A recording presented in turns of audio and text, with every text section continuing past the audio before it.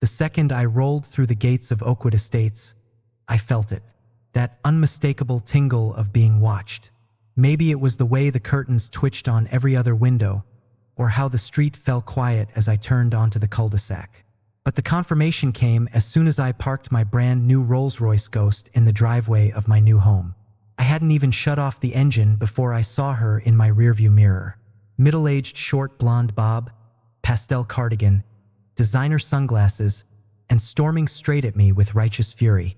She moved like she owned the pavement, practically vibrating with disapproval.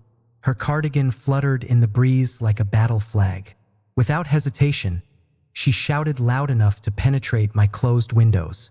"Excuse me, who are you and what are you doing with that vehicle?" I stepped out of my car slowly, keys in hand, and kept my tone pleasant. "Hi there, I'm Jason, the new homeowner at 1542, just moving in today." She gave me a look that could cut glass, her eyes scanning from my sneakers to my button-up shirt, like she was inspecting for flaws. Apparently, nothing about me screamed Rolls-Royce owner in her mind.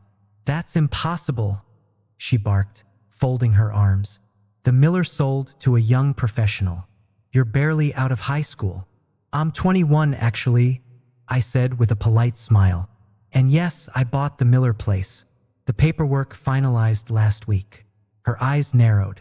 She began circling the car like a shark, taking in every inch of it. "Nobody your age can afford this kind of car unless they've Estel in it. I'm calling the police. We don't tolerate criminals in Oakwood Estates." Before I could say another word, she was dialing 911, holding eye contact with me like she expected me to run. I leaned back on my car, unfazed. This wasn't the first time someone had judged me by my age or my skin color. As the president of a tech company that just got acquired for 8 figures, I knew how to keep my composure. "Yes, officer," she said into the phone, her voice rising theatrically. "There's a suspicious young man with a Rolls-Royce. That vehicle cannot possibly belong to him. I believe this is a grand theft auto situation at 1542 Oakwood Drive. Please hurry before he escapes." I sighed and texted my assistant that I'd be late. So much for a peaceful move-in day. When she ended her call, she gave me a triumphant smile. "The police will be here any minute. I suggest you don't try to leave." "I'm not going anywhere," I replied calmly. "This is my house. That's my car. But I don't believe I caught your name." "I'm Karen Wellington," she said with unmistakable pride. "President of the Oakwood Estates Homeowners Association for 6 consecutive terms. And you definitely don't look like a homeowner in our community." Of course, her name was Karen. The universe had a sense of humor. "Well, Karen," I said, pulling out my wallet, "I assure you, I'm the legal owner of both this house and this vehicle. Would you like to see the deed? I have digital copies." As she dismissed my ID without even looking. "I've seen plenty of fake IDs in my time. The Oakwood HOA has a strict vetting process, and I don't recall approving anyone who looks like you." I had a sinking feeling. "Looks like you didn't just refer to my age." Her gaze, full of suspicion, lingered on my brown skin. I took a deep breath. "The HOA doesn't approve buyers, Karen. That's not how real estate transactions work. The Millers accepted my offer. The sale closed legally, and now I live here whether you like it or not." Her cheeks flushed bright red. "We'll see about that. And we'll certainly see about that car. Number 21-year-old has that kind of money unless something illegal is going on. Did you hack someone's account? Is this money laundering?" She began circling my car again, snapping pictures from every angle, even the license plate, like she was a detective gathering evidence. I noticed a few neighbors stepping out of their homes, watching the drama unfold. Karen seemed to feed off the growing attention. "I've seen this before," she declared. "Young person shows up with luxury items they couldn't possibly afford. Next thing you know, we've got drug deals in our quiet community.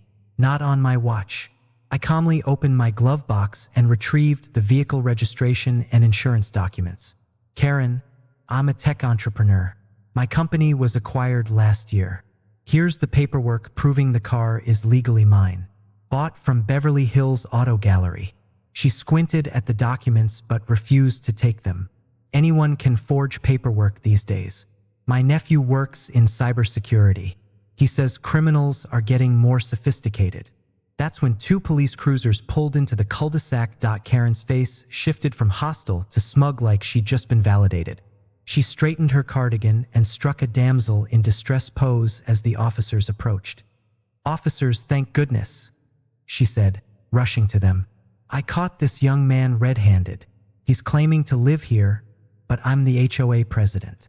I know every resident. He's clearly a fraud." One officer, older with a gray mustache, turned to me. "Sir, we got a report of a stolen vehicle. Can we see your license and registration?" "Of course," I replied, handing over the documents. "I'm Jason Chin. I just closed on this house and was moving in when I was accused of stealing my own car." The younger officer reviewed my paperwork while the older one kept an eye on Karen, who hovered behind him like an overzealous hall monitor. "He's obviously using fake ID."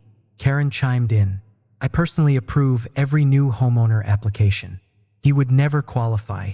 And that car, it's a $300,000 vehicle. He's barely legal."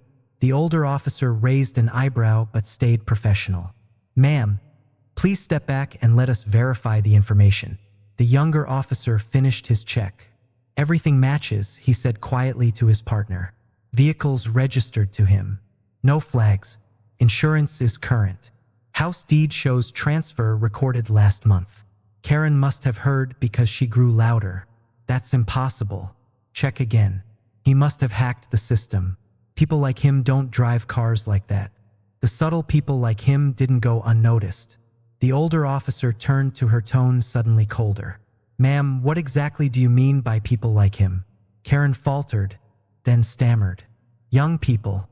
21-year-olds don't have Rolls-Royces unless something shady is going on. I'm protecting the neighborhood's property values." That's when a neighbor across the street walked over.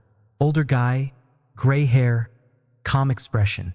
"Officers, sorry to interrupt, but I think you'll want to see this." He held up his phone. My doorbell camera recorded the whole exchange. I was watching from my office. "You'll want to hear what she said before you arrived." The younger officer asked, "What language exactly?" "Well," the neighbor hesitated, glancing at me. She said, and I quote, "We don't need his kind lowering property values. I'll make sure he's removed one way or another." There were other comments I'd rather not repeat. Karen paused. "That's taken completely out of context. I was talking about community standards." The older officer returned my documents and offered a professional but sincere apology. "Sir, everything checks out. You're free to continue moving into your home." Then he turned to Karen. "Mrs. Wellington, may I speak with you privately?" They stepped aside and I could see Karen gesturing wildly. More neighbors had come out and the mood had clearly shifted. Disapproving glances were aimed at Karen now, not me. A few minutes later, the officer began writing something down. Karen's voice suddenly rose, high-pitched and panicked. "You can't be serious. I was doing my civic duty. I'm the HOA president." Then came the shocker. The officer calmly recited Miranda rights to her as she stood frozen. "Karen Wellington, you are under arrest for filing a false police report and for verbal harassment with discriminatory intent. Both are misdemeanors. This is outrageous," she shouted as she was escorted to the cruiser. "I was protecting our community. This is reverse discrimination. I'll have your badge." The neighbors stood in silence, many openly stunned. Karen, who had ruled the HOA with threats and nitpicking for years, was finally held accountable. Her last words before the cruiser door closed were, "This is a misunderstanding. Call my attorney." A week later, I received a letter from the HOA. Karen had been immediately suspended, and at an emergency meeting, the vote was unanimous 27-0 for permanent removal. She was also fined $5,000 and ordered to complete community service.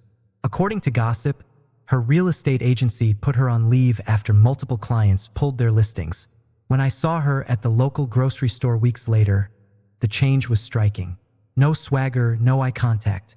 Her face turned red as she ditched her cart and hurried out the door. And just like that, the reign of the HOA tyrant ended, toppled not by force, but by her own arrogance. The look on her face said it all. She still couldn't believe her power had evaporated so completely. If you enjoyed watching Karma, catch up with a power-hungry HOA president. Hit that like button and don't forget to subscribe for more real stories where justice shows up in unexpected ways.